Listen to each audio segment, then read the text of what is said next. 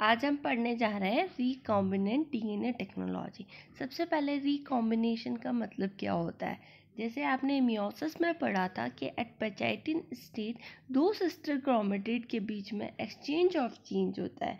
Recombination मतलब क्या होता है कि दो जीन्स को हम बीच में से ब्रेक करके वापस उसे कंबाइन करके फिर नया डीएनए बनाते हैं। This is known as recombinant DNA. तो यहाँ पे हमने जैसे डायग्राम में दिख रहा है एक प्लांट सेल डोनर ली। फॉर एग्जांपल हम प्लांट सेल डोनर लेते हैं जिसका अच्छा डिजीज़ रेजिस्टेंट है। हमने क्या किया, उसके न्यूक्लियस को आइसोलेट करके उसमें से एक जीन आइसोलेट कर लिया।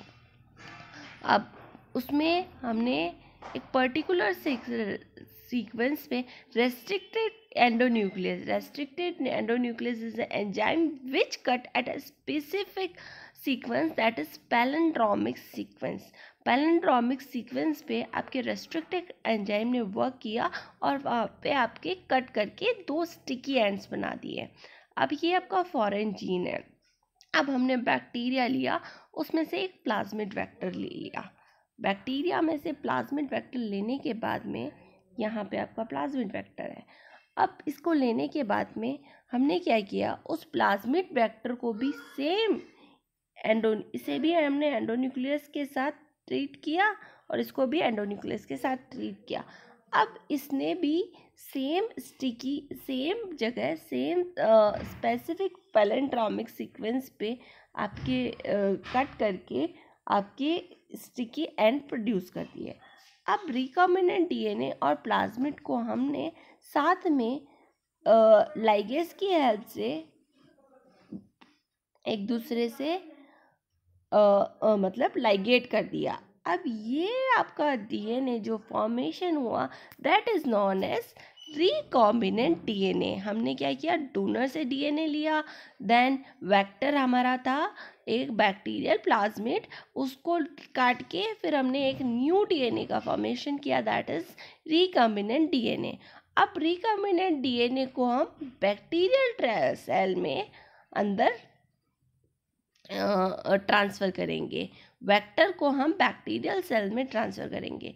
वेक्टर क्या होता है, वाहक होता है। हमें हमारा ये डिज़ायरेबल जीन है, ये हमें इसका अब क्या चाहिए, एक्सप्रेशन चाहिए। अब एक्सप्रेशन कब होगा, जब इसका रेप्लिकेशन होगा, ट्रांसक्रिप्शन होगा और ट्रांसलेशन होगा, तभी इसका एक्सप्रेशन होगा। अब जीन एक्सप्रेशन के लिए हम क्या करेंगे, इसको बैक्टीरिया में ट्रांसफ़र करेंगे। हमने बैक्टीरिया लिया और उसमें ये प्लाज्मिड अंदर ट्रांसफ़र किया by the help of gene gun या और कोई मेथड। बहुत सारे मेथड्स होते हैं, अब फर्दर डिटेल्स में पढ़ेंगे। अब अपटेक होने के बाद में बैक्टीरियल प्लाज्मिड क्या करेगा, वेक्टर प्लाज्मिड क्या करेगा, बैक्टीरियल प्लाज्मिड का that is origin of replication पे जाके बाइंड हो जाएगा और क्या करेगा, ओरी पे बाइंड होने के बाद में आपका क्या आएगा, डीएनए पॉलीमरेज या आरएनए पॉलीमरेज उसको रिकग्नाइज करके उसकी खूब सारी कॉपी बना देगा, नंबर ऑफ कॉपीज बना देगा, that is known as its clones. Clones क्या होता है, दैट इज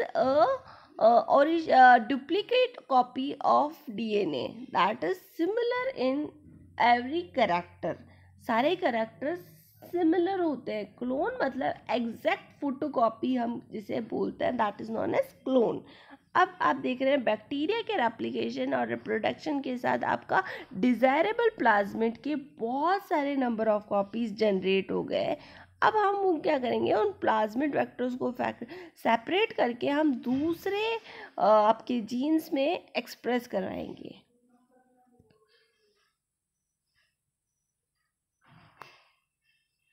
ठीक है।